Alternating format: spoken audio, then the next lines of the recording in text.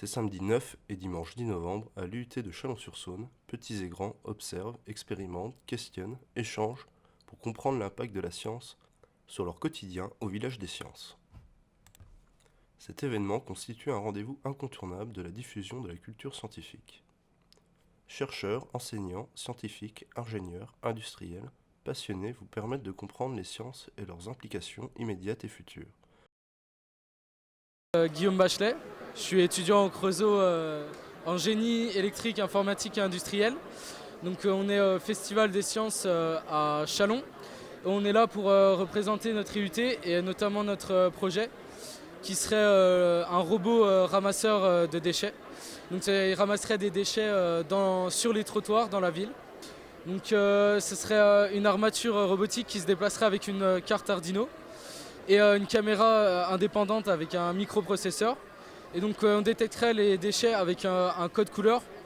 Par exemple, dans la ville, les couleurs sont plus monotones, du genre gris et marron, alors que les déchets, par exemple, une canette de coca serait rouge. Et donc la caméra détecterait l'information, la couleur rouge, enverrait la position de la couleur à notre robot, donc à l'armature, et celui-ci s'y rendrait, programmé par la carte Arduino, et ramasserait le déchet et le stockerait dans un bac. Normalement, notre échéance finale serait en avril, puisqu'on doit être noté dessus, donc il nous reste quelques mois encore. Non, il reste beaucoup de choses à faire. Pour l'instant, on a juste compris les principes fondamentaux et il reste beaucoup de travail. Les différents acteurs du territoire associent leurs compétences et leurs ressources pour imaginer, concevoir et fabriquer des objets grâce aux outils numériques. Mais c'est aussi le lieu où chacun peut expérimenter et comprendre les anciennes techniques de photographie. Alors moi je suis Alexis Hazard. Alors aujourd'hui on présente différents appareils qui indiquent les modalités de vision, comment on visualise avant de prendre la photo, à partir de champs photographiques du 19e jusqu'aux appareils numériques.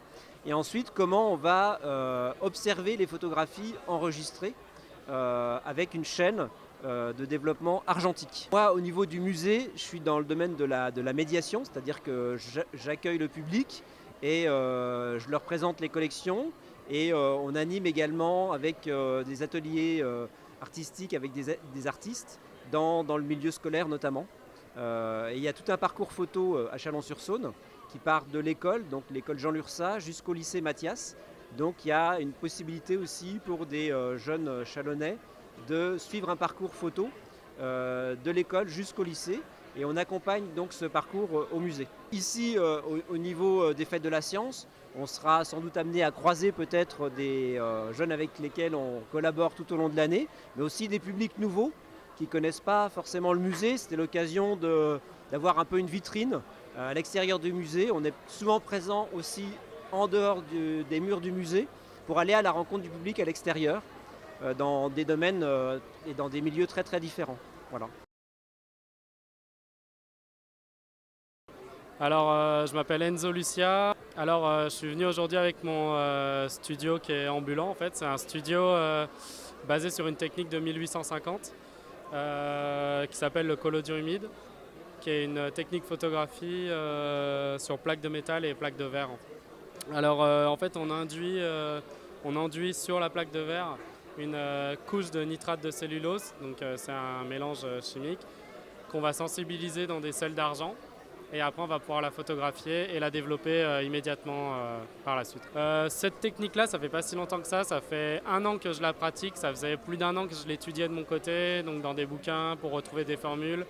J'ai fait beaucoup de tests de mon côté jusqu'à réussir à trouver quelque chose de stable et fonctionnel, quoi. Alors ouais, moi c'est vraiment, je vis de ça, je vis du studio, je voyage de ville en ville en fait et je tire le portrait des gens. Alors moi ça fait 15 ans que je fais de la photographie, je fais pas du tout de digital, j'ai toujours travaillé en fait que à l'argentique, au polaroid, des procédés alternatifs anciens. J'ai toujours préféré déjà le grain d'une pellicule ou d'une image tirée par soi-même en chambre noire. Et là, il y a vraiment un côté, moi j'adore travailler le portrait. Tu vas vraiment chercher un détail qui est unique dans ces images-là. C'est les seules images qui vont rester dans le temps et qui ne bougent pas. Donc c'est des images qui sont éternelles. Ça permet de ramener aussi le fait de se faire tirer le portrait comme on le fait plus du tout.